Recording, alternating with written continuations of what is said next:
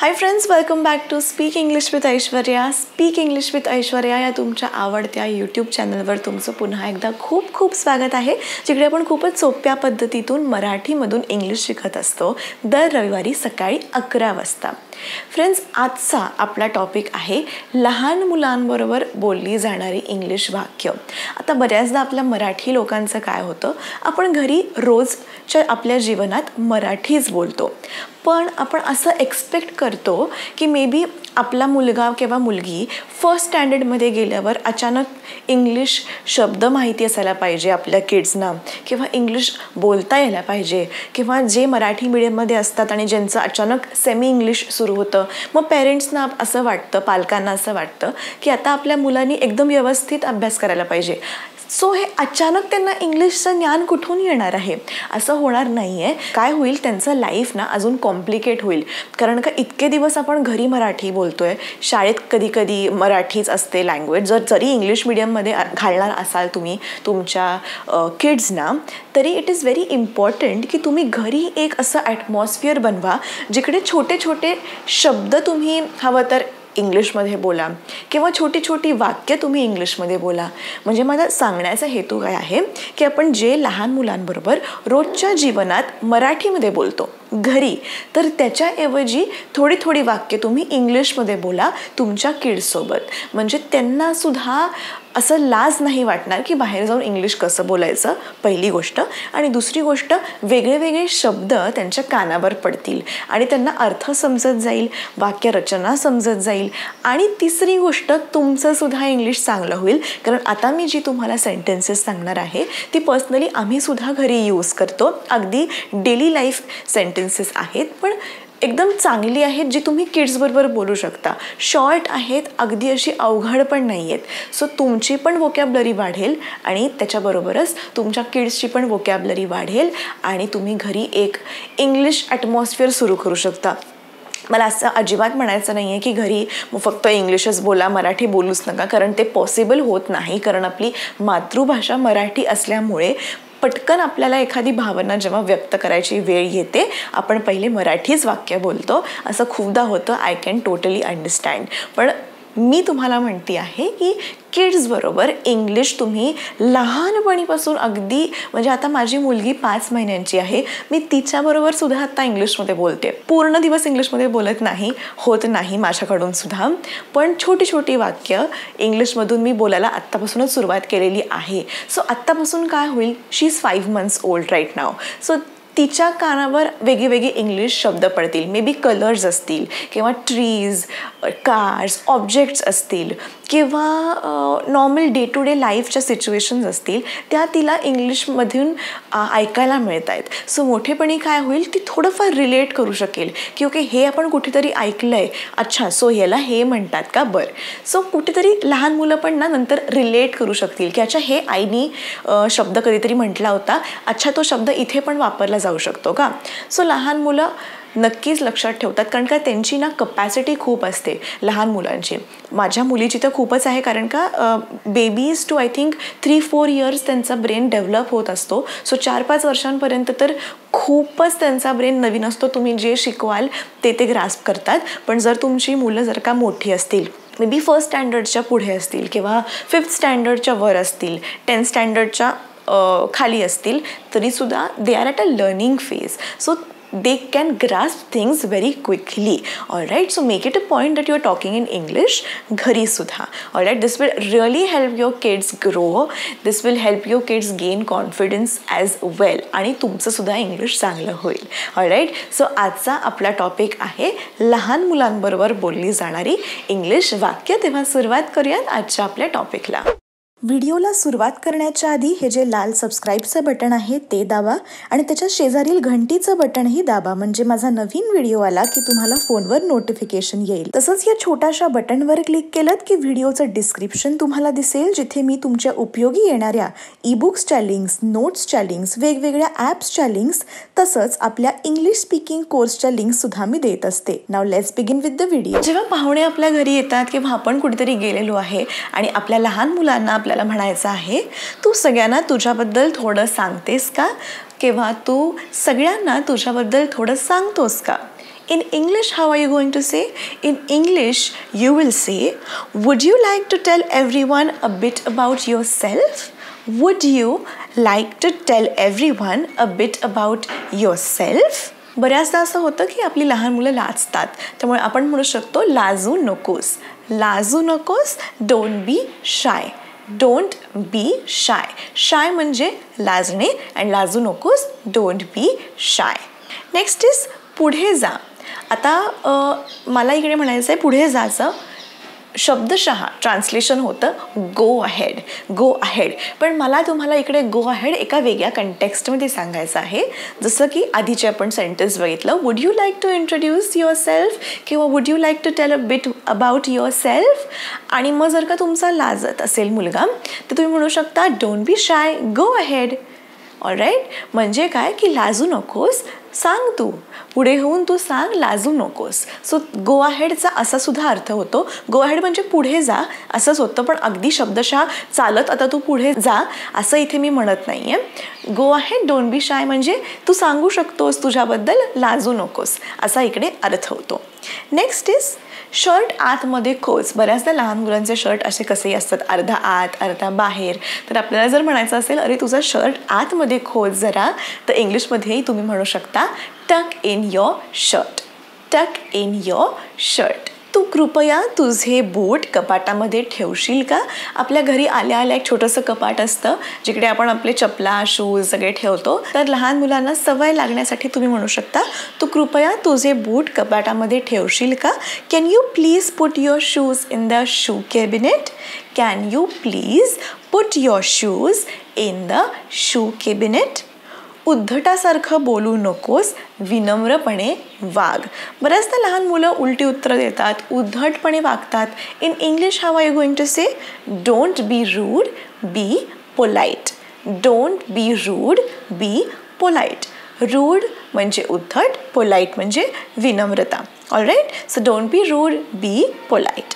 आपण आता अभ्यास केला पाहिजे असं आपण लहान मुलांबरोबर बोलतोस. So we should study now. We should study now. मला बरं वाटतं आहे. आज तुला कसं वाटतंय? आज मला बरं वाटतंय, आज मला छान वाटतंय. आज तुला कसं वाटतंय? In English how are you going to say? I am feeling good. How are you feeling today? I am feeling good. How are you feeling today? Ovi इकडे पहा. लहान मुलांना आपण म्हणतो ना त्यांचं लक्ष वेधून घेण्यासाठी, ओवी इकडे पहा. इन इंग्लिश ओवी लुक हिअर. ओवी लुक हिअर. नेक्स्ट इज तुझा डबा संपवलास का.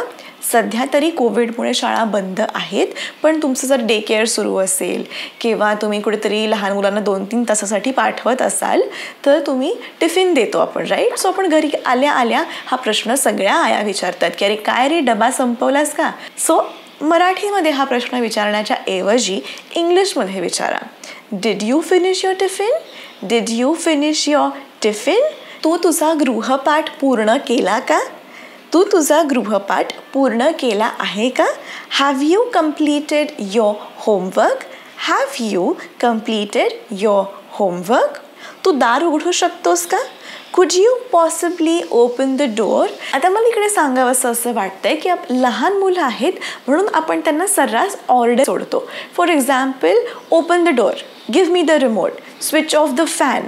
पण असं करू नका, कारण का ते पण ह्युमन बिंग्स आहेत. ते तुमचं वागणं बघतायत. तुम्ही जसं वागणार आहात तसंच ते वागणार आहेत. सो जर तुम्ही पोलाइटली विनम्रपणे त्यांना रिक्वेस्ट केली, कुड you please pass me the remote किंवा कुड you please possibly open the door, म्हणजे आपण त्यांची परवानगी घेतोय किंवा त्यांना आपण रिक्वेस्ट करतोय की अरे तू हे करू शकशील का.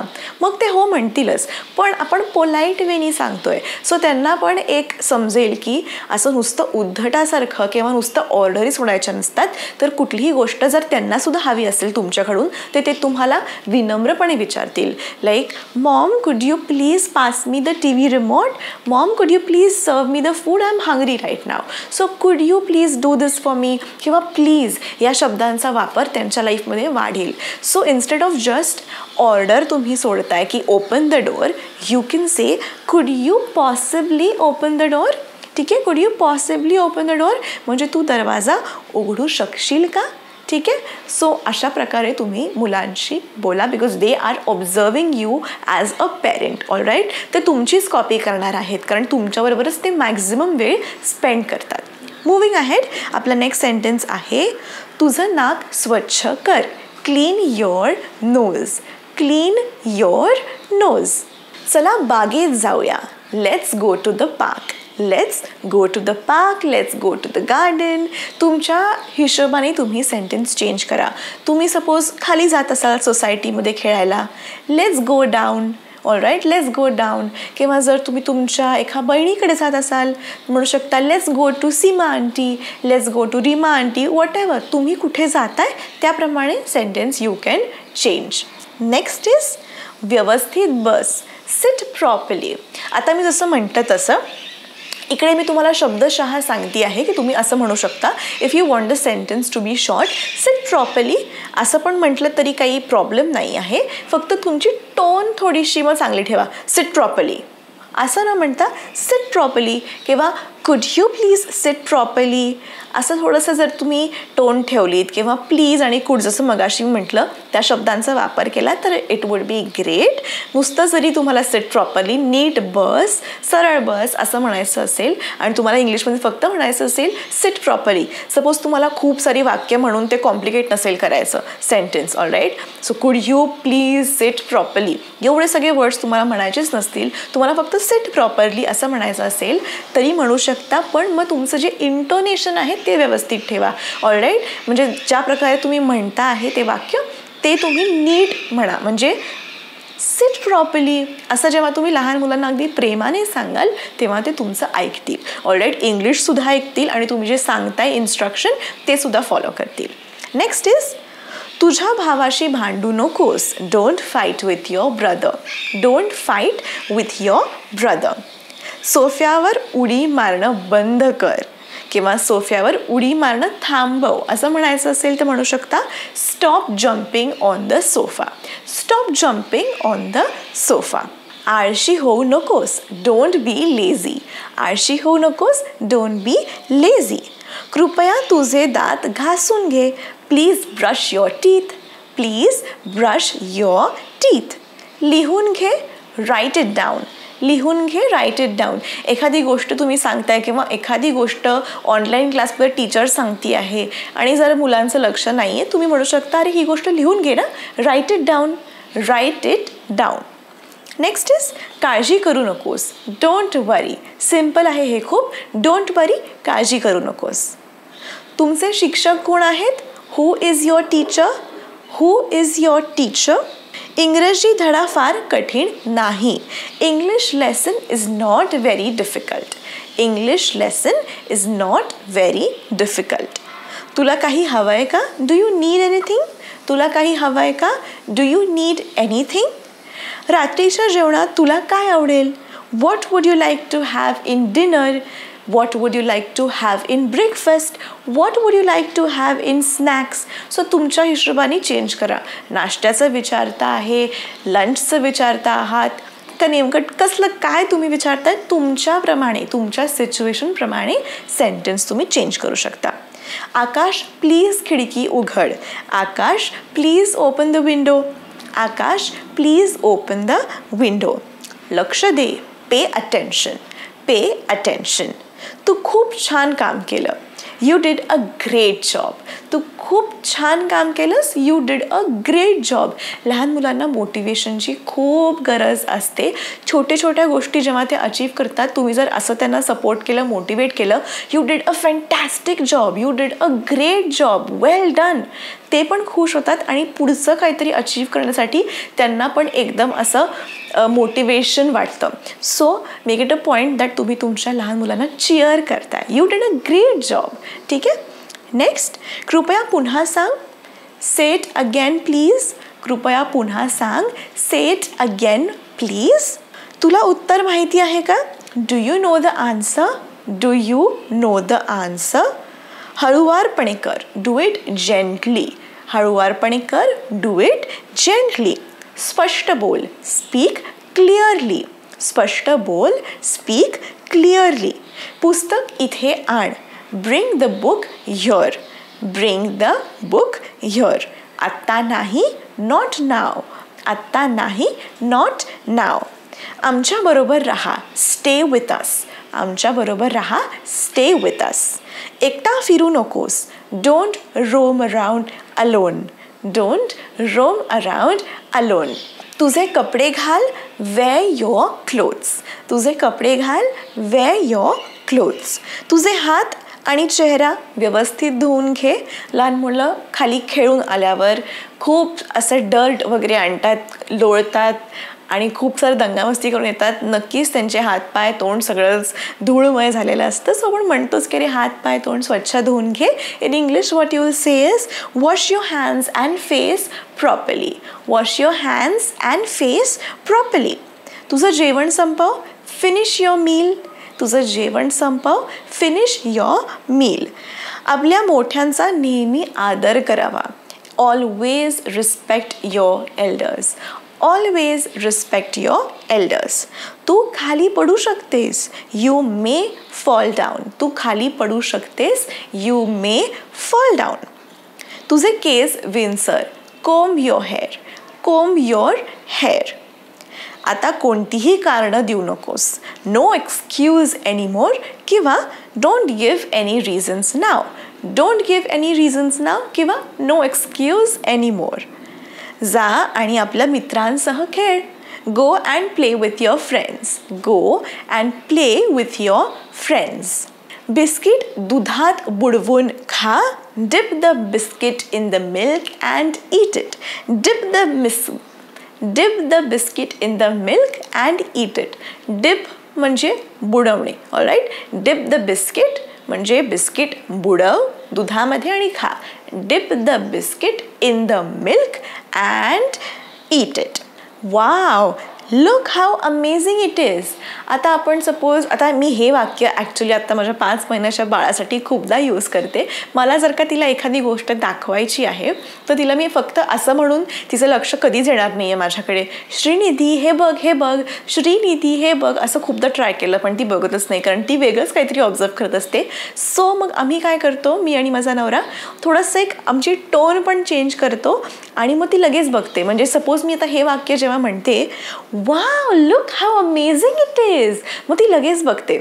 ऑलराईट. म्हणजे तिला थोड्या दिवसांनी अर्थ पण कळेल की look how amazing it is म्हणजे काहीतरी छान गोष्ट आहे, आई दाखवतीये, तिकडे आपल्याला पाहायचं आहे. ऑलराईट. पण तुमचं टोन पण मॅटर करतो. So wow look look look नुसतं असं नका म्हणू. Wow look how amazing it is. तुम्हाला एखाद्या गोष्टीकडे तुमच्या मुलाचा लक्ष वेधून घ्यायचं असेल तर हे वाक्य तुम्ही म्हणू शकता. काव्या माझा हात धर. Kavya hold my hand. Kavya hold my hand. झोपायला जाण्याची वेळ झाली आहे. It's time to go to bed. It's time to go to bed. T V बंद कर. Turn off the T V. T V बंद कर. Turn off the T V. आज तू नवीन शब्द शिकलास का? Did you learn a new word today? Did you learn a new word today? किंवा what new thing did you learn today? काय नवीन शिकलास असं पण विचारू शकता किंवा कोणता नवीन शब्द शिकलास आज असं पण म्हणू शकता. All right. Did you learn a new word today? तुझा सर्वात चांगला मित्र कोण आहे? हू is your best friend? Who is your best friend? So friends and parents, हे होते आपले 51 daily use English sentences which you can speak with your kids. लहान मुलांबरोबर रोज बोलली जाणारी वाक्य आपण पाहिली. 51 वाक्य पाहिली. मला तुम्ही आता कमेंट करून सांगा की तुमच्या घरी असा कोणता प्रसंग येतो किंवा येऊ शकतो आणि तिकडे तुम्ही लहान मुलांबरोबर इंग्लिशमध्ये तुम्हाला नाही येते बोलता. सो असं काही असेल तर मला नक्की कमेंट करून सांगा. फॉर एक्झाम्पल असंही होऊ शकतं की कधी कधी पेरेंट्स टीचर्स मीटिंग असते. सो तेव्हा पेरेंट्सनी इंग्लिशमध्ये कसं बोलायचं हे पण तुम्हाला जर अडचण येत असेल तर मला नक्की कमेंट करून सांगा. पुढे मी नक्की याच्यावर व्हिडिओज बनवेन. अशी मला 1-2 आल्या होत्या ॲक्च्युली डाऊट्स की आम्हाला पेरेंट्स टीचर्स मीटिंगमध्ये समजत नाही की नक्की आम्ही काय विचारावं इंग्लिशमध्ये. सो ते तुमचं खरंच प्रॉब्लेम असेल तर मला तुम्ही कमेंट करून सांगा. आपण नक्की पुढे व्हिडिओ करू. किंवा अजून पण तुम्हाला काही प्रॉब्लेम्स येत असतील तुमच्या मुलांबरोबर इंग्लिशमध्ये बोलताना तर नक्की मला कमेंट करून सांगा. आपण सगळे प्रॉब्लेम सॉल्व्ह करायलाच आहोत. आणि जर तुम्हाला खरंच स्टेप बाय स्टेप इंग्लिश शिकायचं आहे तर आपलं आपला प्री रेकॉर्डेड ऑनलाईन कोर्स आहे, तो तुम्ही बघू शकता. त्याची सगळी माहिती डिस्क्रिप्शनमध्ये दिलेली आहे, लिंक दिलेली आहे, किंवा तुम्ही www.aishwaryapatekar.com या वेबसाईटवर जाऊन कोर्सेस या सेक्शनच्या अंडर कोर्सची माहिती घेऊ शकता. किती लेसन्स आहेत, कशा प्रकारे शिकवणार आहे, सिलेबस काय आहे, ते सगळी माहिती तुम्ही वाचू शकता. प्रत्येक लेसन नंतर टेस्ट असते MCQची, प्लस तुम्हाला टेलिग्राम ग्रुपमध्ये ॲड करून एक वेगळ्या 10 असाइनमेंट्स दिल्या जातात. असं बरंच काही आहे. सो नक्की तुम्ही जर इंटरेस्टेड असाल तर माहिती जरूर वाचा. आणि जर तुम्ही मला इंस्टाग्रामवर अजूनही फॉलो नसेल केलं तर इंस्टाग्रामवर फॉलो करा, कारण की तिकडे मी डेली अपडेट्स टाकत असते. तुम्हाला पुढे अजून काय शिकायचं आहे हे प्रश्न विचारत असते, त्यामुळे इंस्टाग्रामवर फॉलो करायला विसरू नका. भेटूया पुढच्या व्हिडिओमध्ये. तोपर्यंत keep practising English and take care.